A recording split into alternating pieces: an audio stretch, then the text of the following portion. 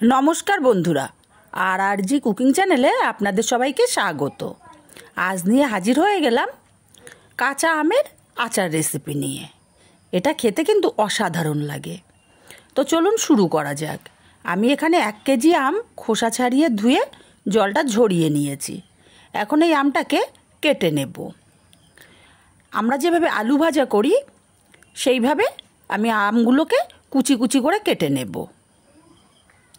আপনারা চাইলে গ্রেটার দিয়েও গ্রেট করে নিতে পারেন, তবে কুচি করে নিলে আমের আচারটা বেশি ভালো হয়। দেখুন এইভাবে কুচি করে নিচ্ছি আমি। একটু সরু সরু করে কুচিয়ে নিলে বেশি সুন্দর হয় আচারটা। একইভাবে সব আমটা আমি কুচি করে কেটে নেব। আমটা আমার কাটা হয়ে গেছে, তবে আমটা কিন্তু আমি আর জলে দেব না বা ধোবো না। এখন এই আমটা আমি যেই কড়ায় আচার বানাবো সেই কড়ার মধ্যে দিয়ে দিচ্ছি। আর কড়াটা কিন্তু আমি উনুনে বা গ্যাসে বসাইনি এখনও। আমগুলো সব দিয়ে এবার এখানে দিয়ে দেব স্বাদ মতো চিনি। এখানে আমার 300 গ্রাম চিনি দেওয়া আছে। এবার খুব ভালো করে আমি মিশিয়ে দেব চিনিটাকে। মিশিয়ে আমি রেখে দেব যতক্ষণ না চিনিটা গলে গিয়ে আমের থেকে জল বেরিয়ে আসছে ততক্ষণ। আমটা খুব ভালো করে মাখিয়ে নিলাম। আমটার থেকে জল বেরোতে থাক, ততক্ষণে একটা স্পেশাল মশলা তৈরি করে নেব। উনুনে কড়াই বসিয়ে 1/2 চামচ গোটা ধনে দিলাম, 1/2 চামচ গোটা জিরে, 1/2 চামচ পাঁচফোড়ন আর 2টো শুকনো লঙ্কা ভেজে নেব বেশ সুন্দর একটা মিষ্টি গন্ধ বেরোনো পর্যন্ত। খেয়াল রাখতে হবে মশলাটা যেন পুড়ে না যায়। মশলাটা আমার ভাজা হয়ে গেছে, নামিয়ে ঠান্ডা করে গুঁড়ো করে নেব। আর এদিকে আমের থেকে দেখুন চিনি গলে গিয়ে জল বেরোতে শুরু করেছে। এখন এই কড়াটা আমি উনুনের উপর বসিয়ে দিলাম। একটু নেড়ে চেড়ে দেব।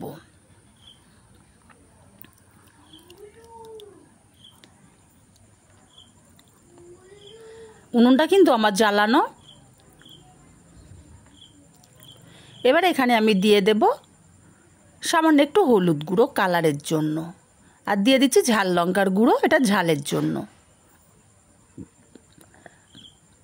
আচারে একটু ঝাল ঝাল হলে খেতে বেশ ভালোই লাগে। ভালো করে মিশিয়ে নেব। মিশিয়ে আমি একদম লো আঁচে রান্না করব 10 মিনিট।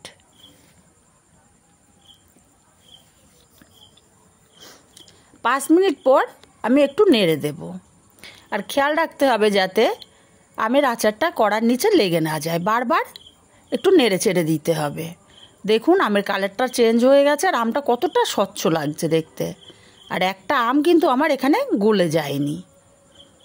আরও 5 মিনিট আমি রান্না করে নিলাম। জলটা অনেকটাই শুকিয়ে এসছে। আমি এখনও পর্যন্ত কিন্তু এখানে লবণ দেইনি। আগে লবণটা দেয়া যাবে না, তাহলে কিন্তু আমটা গলে যেতে পারে। এখন আমি এখানে দিয়ে দেব স্বাদ মতো লবণ, তবে লবণটা আমি 2 ভাগে ব্যবহার করব, তাই কম পরিমাণেই দিলাম। লবণটা দিয়ে নেড়ে চেড়ে আমি আরও মিনিট 2 রান্না করে নেব। আর এই আচারটা বানাতে কিন্তু খুব বেশি টাইম লাগে না। দেখুন আমি 2 মিনিট রান্না করে নেওয়ার পরে একটু নেড়ে চেড়ে দিচ্ছি।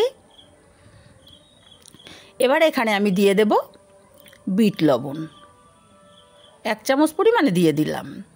আর দিয়ে দেব ভেজে গুঁড়ো করে রাখা মশলাটা। নেড়ে ছেড়ে খুব ভালো করে মিশিয়ে নেব আচারের সঙ্গে। আর একদম এরকম শুকনো শুকনোই কিন্তু নামাতে হবে। এবারে আমি নামিয়ে ঠান্ডা করে নেব। আর ঠান্ডা করে নেওয়ার পরে দেখুন এই পর্যায়ে এসছে। রেসিপিটা কেমন লাগলো কমেন্ট করে কিন্তু জানাতে ভুলবেন না। আর এই আচার বানিয়ে আপনারা কিন্তু 1 বছর পর্যন্ত ফ্রিজে রেখে খেতে পারবেন। যাদের ফ্রিজ নেই তারা কিন্তু রৌদ্রে একটু শুকিয়ে নেবেন। আর দেখুন কতটা দেখতে লোভনীয় হয়েছে, খেতেও কিন্তু অসাধারণ হয়। খুবই কম মশলায় বিনা তেলে আচার রেসিপি। যদি ভালো লাগে চ্যানেলটি সাবস্ক্রাইব করে পাশে থাকবেন, কাছের আত্মীয় স্বজনের কাছে শেয়ার করবেন।